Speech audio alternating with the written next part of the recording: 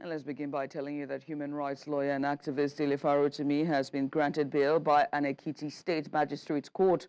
He was granted bail in the sum of 50 million naira with a surety and like sum. The court said the surety must own landed property, while the matter was adjourned to January 29, 2025 for further proceedings. Farotimi was remanded last week Monday by the court in Ekiti for allegedly defaming a legal luminary, and that's Afe Babalola, in his recently published book, Nigeria and its Criminal Justice System. There has been an outrage over his arrest and subsequent persecution, with legal opinions divided over the actions instigated by Babalola. In the meantime, organizers of the proposed protest against the arrest and detention of human rights lawyer Dele Farotimi over defamation charges have vowed to go ahead with its planned protests in Ekiti, Lagos, Abuja, London, and Canada. Their instances comes despite a warning by Ekiti State Police Command banning unlawful gatherings, demonstrations, and the sale and use of fireworks across the state, citing concerns over public safety and security threats. The state police spokesperson, Abuja Sunday, had said that intelligence reports indicated plans by some intelligence to exploit the protests, incite violence, and create panic. However, a flyer shared by the Take It Back movement on its official X handle indicated that the rally would hold despite police directive. Now in Ekiti, the protest is scheduled to be held on Tuesday, December 10th, 2024 at the police headquarters at Ekiti. And off to Rivers State, where magistrates have declared an indefinite strike beginning from Monday, following the government's failure to address their 8-point demands concerning welfare, promotions, and improvements to their working conditions. The Magistrates Association of Nigeria Cross River State chapter announced the resolution in a statement signed by its chairman, Godwin Ona, and secretary, Solomon Abu. The association emphasized that the strike would continue indefinitely until all their demands are met. The strike follows several months of unsuccessful negotiations, including a series of warning strikes and formal communications with the state government. A former president of Nigeria, Chief Olusegun Obasanjo, has said that the battle against corruption can only be effective and successful if it begins with accountability among top government officials. The former president said that tackling corruption at the highest levels of leadership would set an example for others and demonstrate the government's commitment to transparency and integrity. He spoke on this last night during an interactive session in Abeokuta, the Ogun State chapter. The conversation focused on Obasanjo's legacies in government and his assessment of today's Nigeria. Chief Olusegun Obasanjo described corruption as hydra-headed and that one that has eaten deep into the fabric of Nigerian society, emphasizing that the fight against corruption must start with leadership for it to succeed. And to discuss this, we're joined by public affairs analyst Dr. Sam Amadi. Dr. Sam, many thanks for joining us today. Let's start with just the implications of the former president's statement that the fight against corruption must start with leadership for it to succeed. Your thoughts on that? I think it's a truism that leadership is critical. Everything is of force and leadership, but it's more so in countries that are culturally hierarchical. Scholars argue that changes in such countries should be based on top-down instead of bottom-up. For the simple reason that those countries lack they're hierarchical, and so they expect change from bottom-up, but rather change from up-down.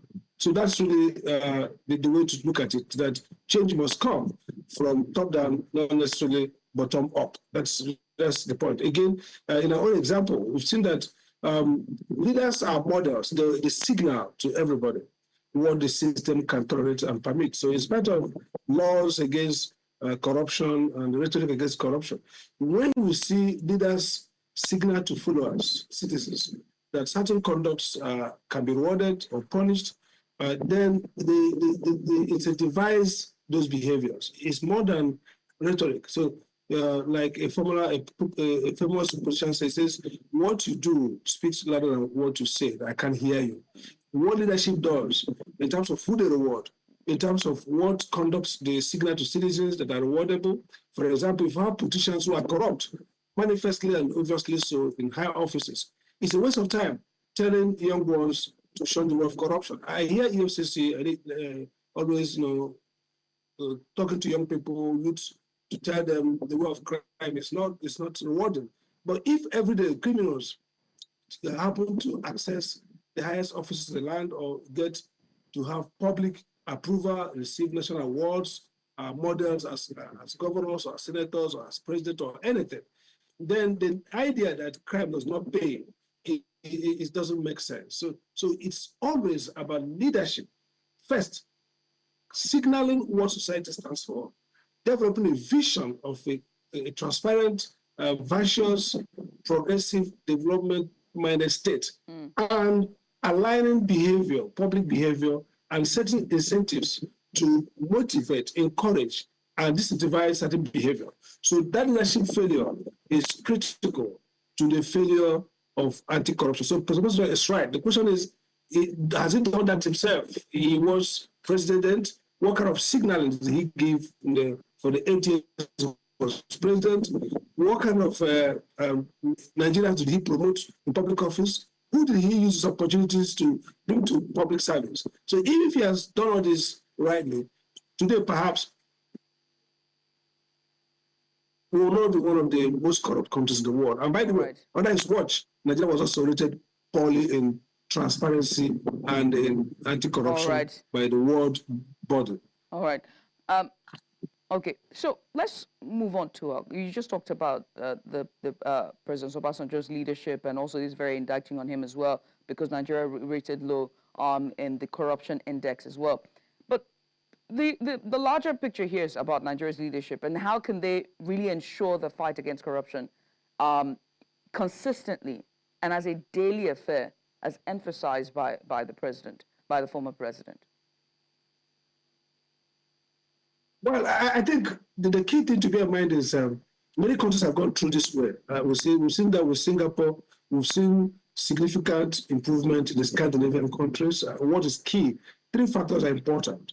One is a legal system that rewards merit-based, that rewards honest actions and punishes dishonest actions. So if your legal system is set up in a manner that punishes, rewards first excellence and promotes excellence, because the antidote to corruption in public service is partly excellence, merit-based reward system. That helps. 2, you need to have structural changes that emphasize discretion and the idea of kingship. So people in authority, level of accountability should be taken for granted. In Nigeria, in spite of our pursuit of democratic accountability, the overriding norm is that norm of deference to KBSC, the KBSC mentality. People used to call Obasanjo Baba, and the president is seen as somebody who cannot be questioned. When I was chief executive of NEC, and they tell me the president says this, and if it's not right, I said, no, Mr. President, we can't do this. And the president accepts it. So if you need to create a process in which leaders are taken as not gods, and therefore citizens and those who work with them can control, limit their discretion. And so the law must be set in a way that's real accountability and not based on personalized rule, whether at the level of president or governors. Today, the governors govern their states as, it's just like there's no difference between private and public. The governor's wives can have a project and the money is taken from there. The governor can give anybody, pay 100 million, governors give 20 million to actors to launch their magazines without appropriation. So this notion of personalized rule is actually why many of the African countries score very low in anti-corruption, because the starting point for anti-corruption is the assumption that there's a clear difference between private and public. And therefore, a leader who supervises the public wealth or public opportunities, who knows that they are distinct from his own personal possessions, and there's no commingling. But in our jurisdiction, in our cultural societies, we have this tendency that the man who supervises partly owns what he supervises. So we need to knock off that cultural exceptionalism that, part of being Africa is to respect and deify those in authority. It is to allow them to control what they're supposed to supervise or manage as if it belongs to them, and to always give them a pass from criticism and from being asked to account for what they use their resources for. We see that also with our churches, where the general overseers, the way they are controlled outside this country, so the way they control inside. So elsewhere, there will be accountability, members demand accountability. Here, members don't demand accountability. So there's a cultural component that needs to be dismantled to create a true democratic society based on democratic accountability. And that is driven by egalitarianism, the fact that those in authority and those that govern are equal in every way.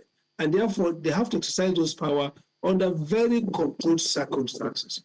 Those are some of the critical things that have to be done to ensure that leadership itself, begins to signal to us this new awakening about corruption, about a life of probity and accountability. And openness is important. We need to see through.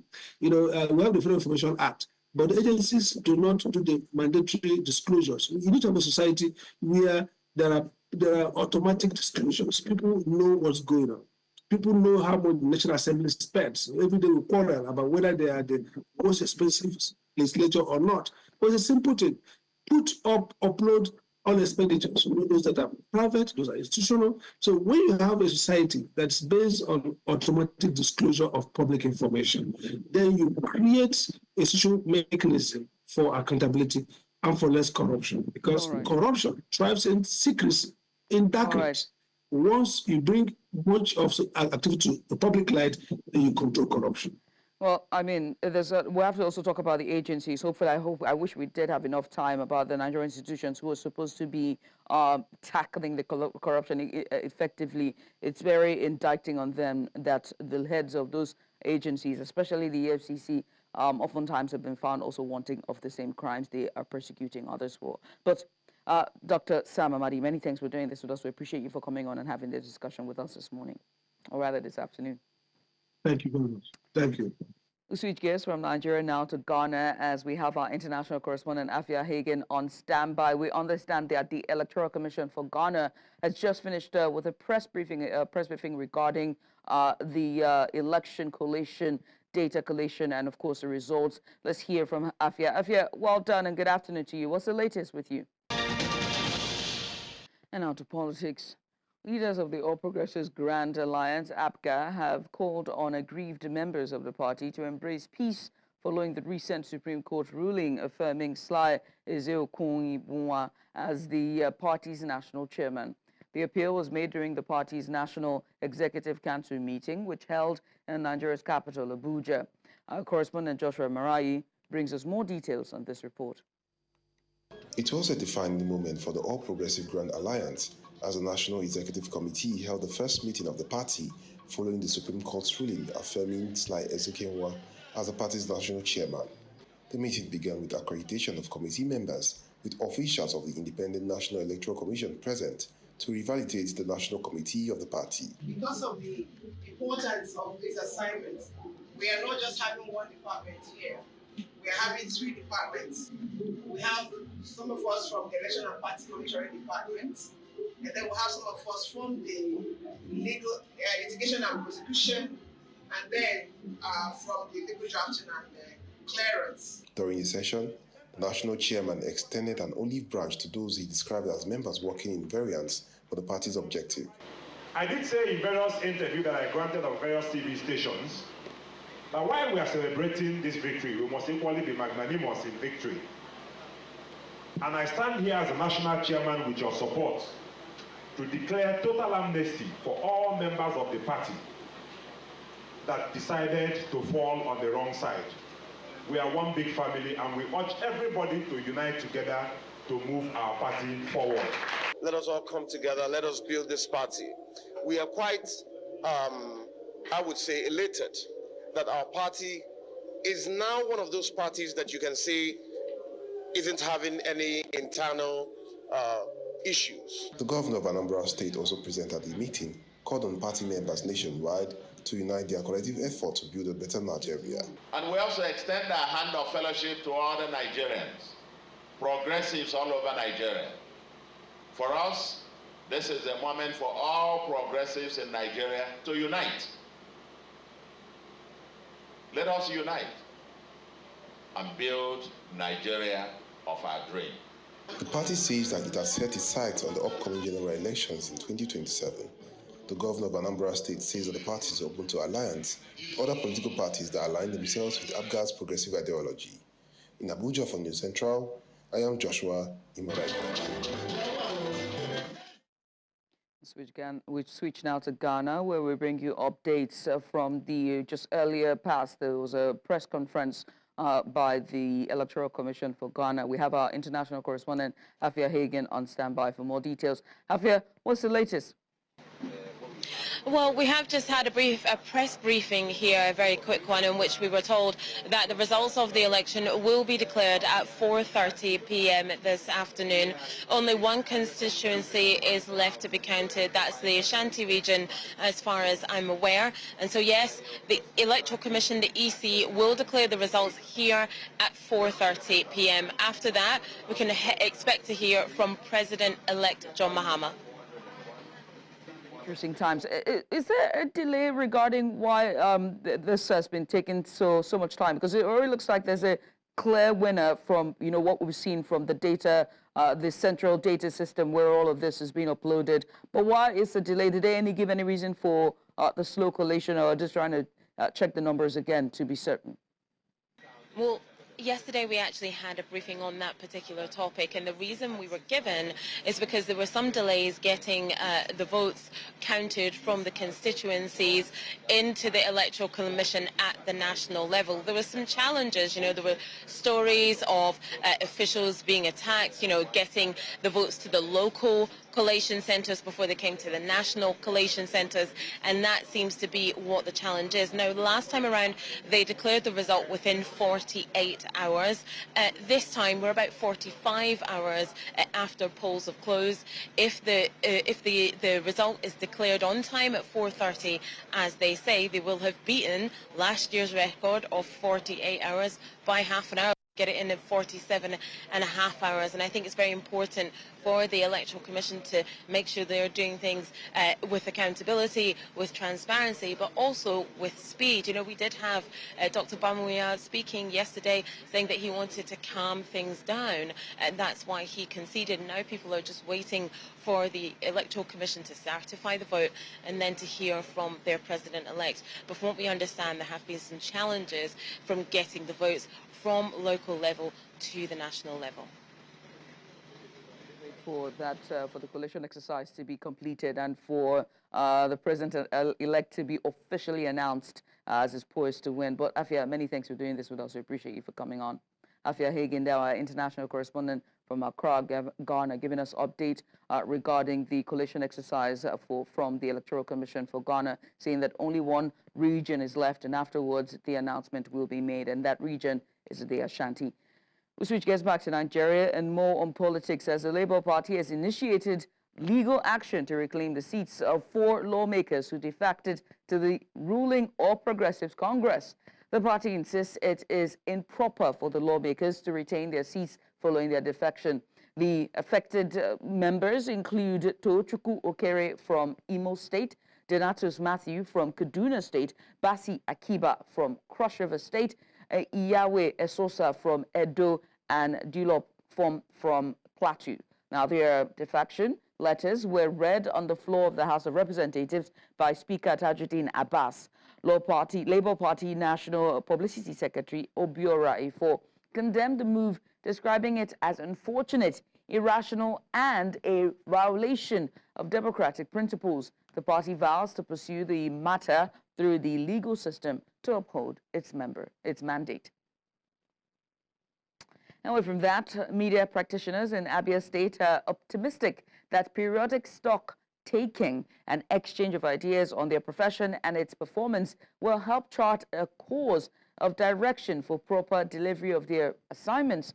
The maiden Abia Day program was organized and supported by all the media blocks of the Nigeria Union of Journalists, Online Media and Publishers, Association of Nigeria, Nigeria Institute of Public Relations, and National Association of Women's Journalists. The get-together also attracted the political class in the state. News Center's Chinwe Ugeli was a participant in the event and brought us this. Take a look. For the very first time, people who work in the various media platforms as journalists, bloggers, public relations officers, managers and owners of the media houses in the state are taking stock of how the journey has been so far. At the event, there were words of admonition and encouragement from key players in the industry. Let us acknowledge the critical role the press, or the media rather, plays in shaping our society. I can only wish that they continue to do what they know how best to do, reporting the publics and bringing people to account for their stewardship. We expect more from you people, and I will encourage you to continue to speak truth to power. I will encourage you to continue to disseminate truth as news and not propaganda. Speakers at the event in Umuahia agree that the media in the state has come a long way, holding governments and public office holders accountable. The Cybercrime Act and the hate speech bill are examples of laws that can be used to silence journalists and start freedom of speech and freedom of expression. Please help those that are ruling to galvanize the people and make sure that the society is more developed.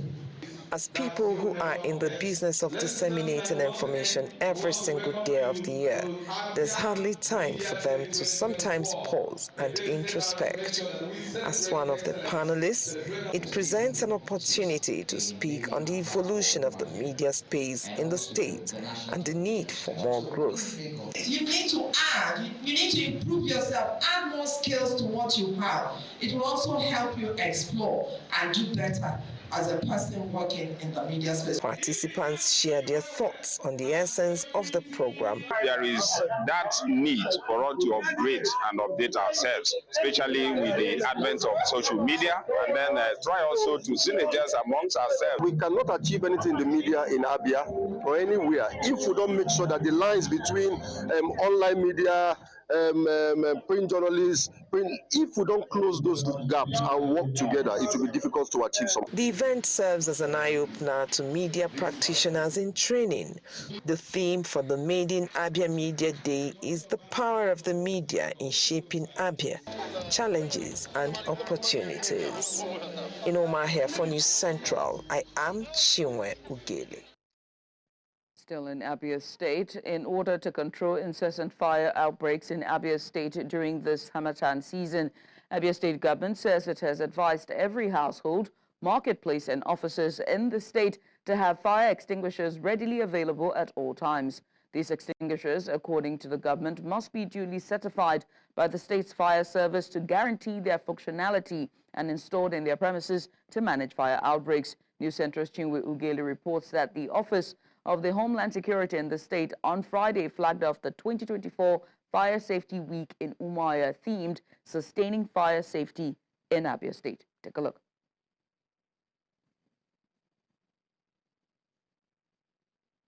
In some cases and regrettably fire incidences. The state government says to serve as a precautionary measure, fire extinguisher must be made an essential item in every household, shop, market and workplace. In following with the provision of the law that the state fire service regulate all things fire safety in the state, it is now the policy of Abia State Fire Service that the only fire extinguisher that may be allowed to be installed in all homes, marketplaces and businesses must be fire extinguishers duly certified by the state fire service. Most citizens admit they do not have them, as their first reaction to fire is to run. If I see anything like a source, I will run. I will not stand and be watching.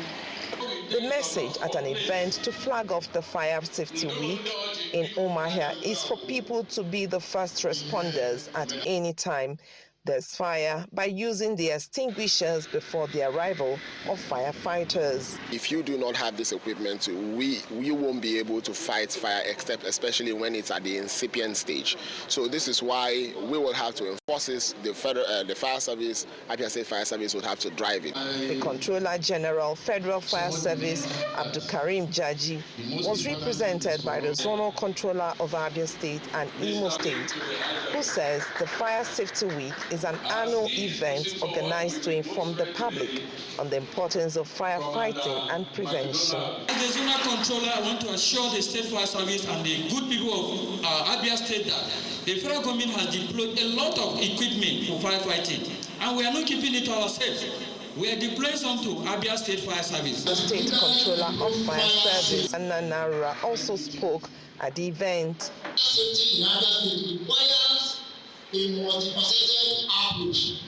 Some persons also offer safety tips to the public.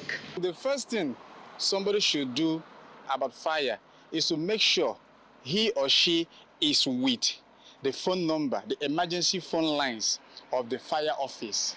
For each and every company or small-scale industry to have a fire extinguisher around them, so that they can start before the firefighters will come around. Although government says it has improved in its services to the public, the people ought to be taught on how to use the extinguishers to achieve effective results, or the whole essence may be defeated. In Omar here for News Central, I am Chinwe Ugele. Away from that, church baby dedication remains a significant ceremony where parents publicly commit to raise their children in a Christian environment, seeking God's blessings and guidance. Now, this tradition is rooted in the belief that children are a precious gift from God. However, former governor of Delta State, James Ibori, member representing Delta State in the board of the Niger Delta Development Commission, Monday Igboya, among other prominent Nigerians, joined the family of Mr. and Mrs. Olatunji at Christ Embassy Church, Warri, Delta State, South Nigeria, for the baby dedication of their first child after 5 years in marriage. News Center's correspondent Austin Azu, who captured the event, now reports. The family of Asiwaju Olatunji, accompanied by family members, friends, including the former governor of Delta State, James Ibori, among other prominent Nigerians, danced to the altar with little Ivan Tuji Olusuji to be dedicated before God.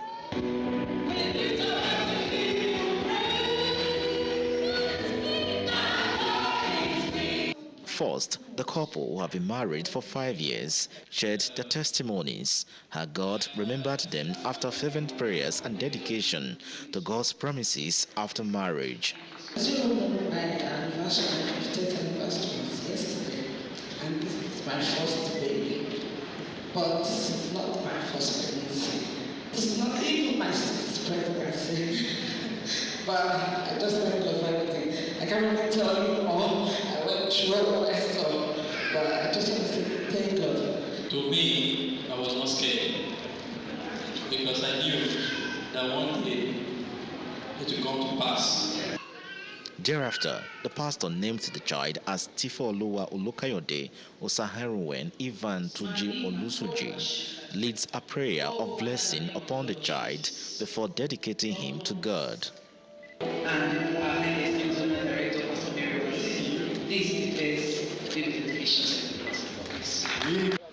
Attention thereafter shifted to the reception venue for the entertainment of guests.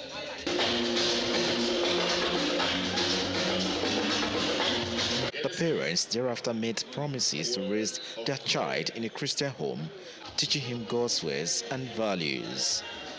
I will bring up my child in the way and admonition of the Lord, in the way of the Lord. I will teach him the ways of the Lord, and I'm sure God helping me, I'll be able to bring him up well, to become a man that will love God the way I love God and serve God the way I serve God also. He is a precious gift from God, and I don't take that for granted. I promise to raise the celebrant in the fear and admonition of the Lord. Some guests also made a wish for the child. I wish Tife Oluwa, who is somehow my son's namesake, because my son is Boluwa Tife, I wish him good health, which is very much important. I wish him greatness. I wish him so much greatness that, that greatness would impact his parents, and God will provide them the resources to take care of him. Your child will grow in wisdom, in good health. It will be a voice to his generation. It will be a solution to his world. Long life, good health, prosperity. As an inheritance from God, children are entrusted to parents' care, requiring responsibility, love, and guidance. In Warri for News Central, I'm Austin Azu. You're watching news now from News Central Television. Coming up is, we'll tell you more about this story. Senegal's president reports progress in mediation with Sahel countries. After the break, stay with us. Senegal's President Bassirou Diomaye Faye says he is making headway in his mediation efforts with Burkina Faso, Mali and Niger following their decision to withdraw from the ECOWAS Community of West African States, ECOWAS. The three Sahel nations announced in January their intention to leave the regional bloc, accusing ECOWAS of aligning with former colonial power France and failing to adequately support their fight against jihadist violence. Their withdrawal will take effect in January 2025, 1 year after the announcement, as stipulated by ECOWAS regulations. The departing nations have since formed the Alliance of Sahel States, AES, signaling a shift away from France and towards closer ties with Russia.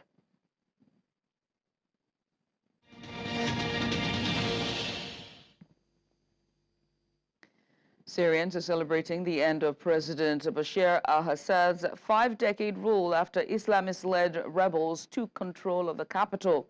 Assad fled the country, bringing an end to his brutal regime. The Syrian White Helmets are searching for detainees trapped in Sadia prison, notorious for human rights abuses. Syrians are rejoicing, feeling reborn after years of living in fear. The future remains uncertain, with the Islamist group Hayat Tahrir al-Sham now in control. الجامع الأمي هو جامع العريق، جامع بني أمية الكبير بوسط عاصمة دمشق. صرنا نقدر نحكي بحرية، صرنا بطلاقة. إن شاء الله حيكون في محبة بيناتنا إيد بإيد حتى نبني هالبلد يلي كان طاغي كاتم على أفواهنا لمدة 60 يابا خلال هال 46 سنة اللي شفناها نحن، يعني والله شلون بدي اقول لك، واقع مرير عشناه. واقع مرير مو بس انا، كل جيلي والجيل اللي قبل مني والجيل اللي بعد مني، حتى الختان. يعني موقف اليوم صار معنا نحن، انا وجاي على المحل رجال كبير عمره بالثمانينات والله عم يأشر كان للتاكسي مثل كأنه ضايع. يعني طالعناه معنا، منين يا عمو؟ قال انا من حمص. قلنا له طيب شو عم تساوي هون؟ قال انا صار لي هلا 11 سنه مسجون، ما بعرف حدا، حتى اسمي نسيته، انا رقمي كان 1320. ونحن كثير مبسوطين بعد ما سقط بشار الاسد، والله لا يرده. يعني انا بحكيها بوشه وبقفاه، الله لا يرده. انه كثير مبسوطين، ونحن هلا عم نشتغل بدون خوف، وعم نشتغل بضمير، وعم نشتغل وعم نبيع الشعب. UN Rights Chief Volker Turk says any political transition in Syria must include accountability for those behind crimes committed under Assad's rule. He said this during a press conference in Geneva addressing the crisis in Syria. He also called for all parties involved to abide by international humanitarian laws and human rights laws, a move to protect minorities and prevent what he referred to as appraisals. This comes after President Bashar al-Assad fled to Russia after Islamist rebels launched a swift offensive that ousted him from power, ending 5 decades of his family's rule and marking a new chapter in Syria's history. Any political transition must ensure accountability for perpetrators of serious violations and guarantee that those responsible are held to account. It is imperative that all evidence be collected and preserved meticulously for future use. Reform of the security apparatus will be key. This transition must also ensure that the tragedy of missing people is addressed. Hostilities are reportedly ongoing in some parts of Syria, including in the northeast. It is really important, imperative in fact, that all parties abide by their obligations on international humanitarian law and human rights law. All measures must be taken to ensure the protection of all minorities and to avert reprisals and acts of revenge. U.S. President Joe Biden has called Bashar al-Assad's fall from power a moment of historic opportunity for Syria. Speaking from the White House, Biden said that the fall of the regime is a fundamental act of justice. Biden says the United States will engage with all Syrian groups over the political transition after the fall of President Bashar al-Assad, adding that the fallen leader should be held accountable. After 13 years of civil war in Syria, more than half a century of brutal authoritarian rule by Bashar Assad and his father before him, rebel forces have forced Assad to resign his office and flee the country. We're not sure where he is, but there's word that he's in Moscow. So thank you very much. God bless America, and God protect our troops. Thank you. What should happen to Assad now, Mr. President? Mr. President, are you concerned about all that war and release? We will engage with all Syrian groups, including within the process led by the United Nations, to establish a transition away from the Assad regime toward independent, sovereign, independent, I want to say it again, sovereign Syria, with a new constitution, a new government that serves all Syrians. And this process will be determined by the Syrian people themselves. And the United States will do whatever we can to support them. We will remain vigilant. Make no mistake, some of the rebel groups that took down Assad have their own grim record of terrorism and humanity.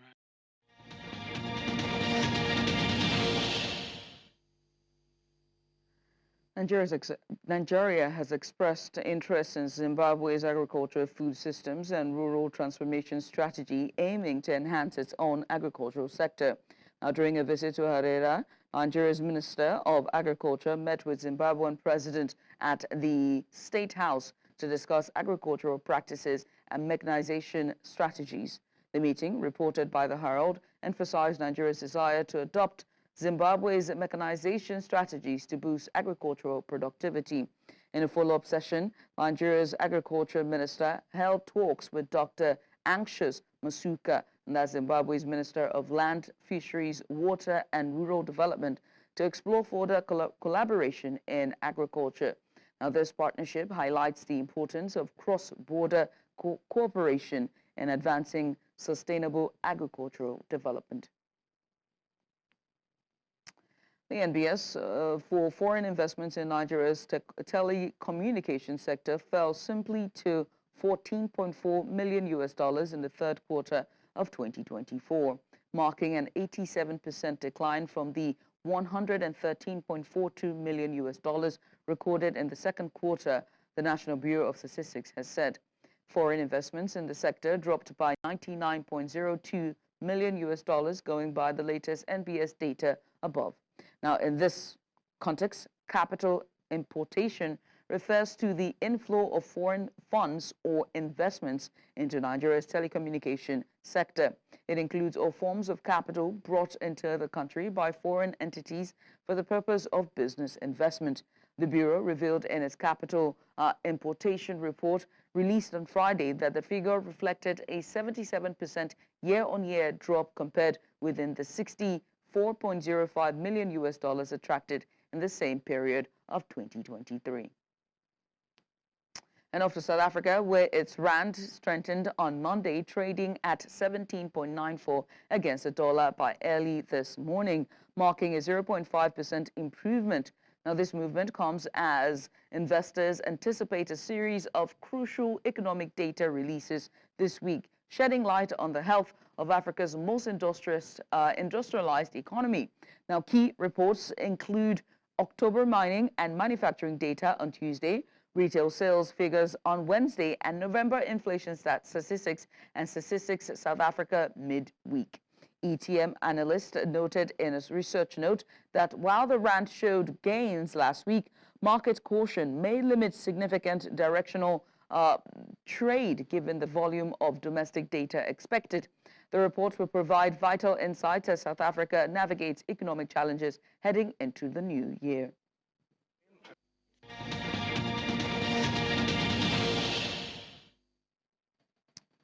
The Plateau State Inter-Security Football Tournament, which began on November 2nd, has ended in Jos, the Plateau State capital, after 36 days. Organizers of the tournament, the Plateau State Football Association, in collaboration with 3 Division Maxwell Kobe Cantonment, said the tournament is part of Operation Safe Haven's non-kinetic efforts of Operation Golden Peace to foster interagency cooperation towards harmonious Yuletide and maintenance of peace in the joint operations area. News Central Chizoba Anyowe was there and now tells us more.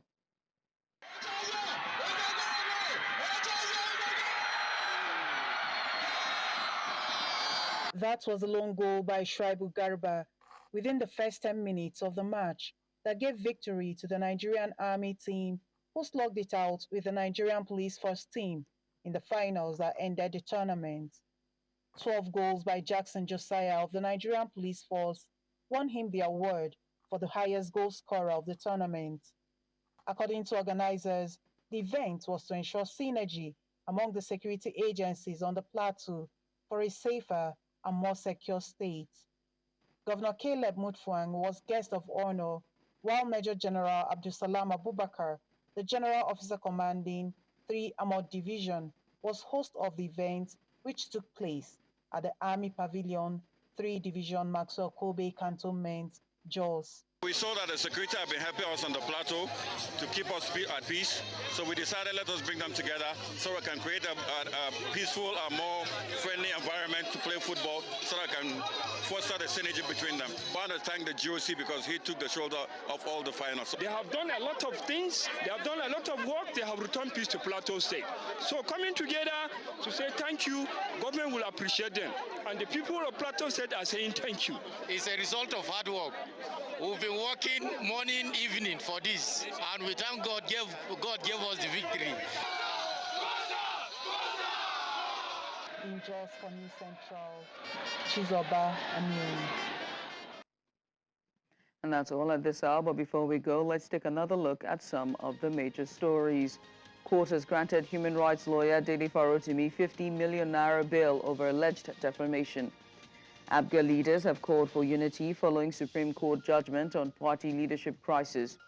And we also told you that Ghana police have arrested 12 over Electoral Commission office arson. Electoral Commission urges patience as election results are finalized. Now remember, they can watch News Central live on DSTV channel 422, Star Times channel 274, Abo TV, and on YouTube. Many thanks for watching. I am Judith at TV. Bye for now.